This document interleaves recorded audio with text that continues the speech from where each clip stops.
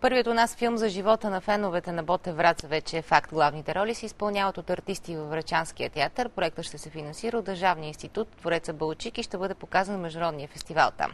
Операторът на TV7 във Враца Искрен Стефанов е автор на лентата. Това е дебютът му в игралното кино.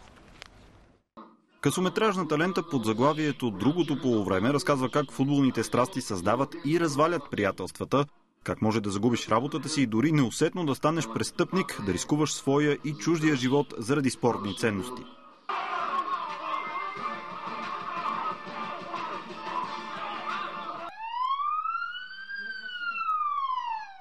Огромно предизвикателство беше за мен да намеря съдействие от различни институции, за да можем да заснемем филма.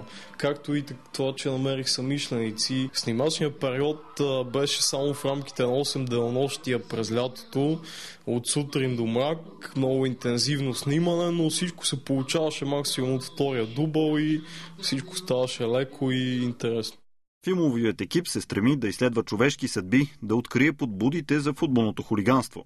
За мен беше огромно приключение, актьорите също са много доволни и най-вече феновете, които играят себе си във филма, те са просто на седмото на бел щастие. Зрителя ще види и зад плакатите, и агитките, и побойшата, ще види истинското лице на феновете, това, което ги кара да правят тези неща.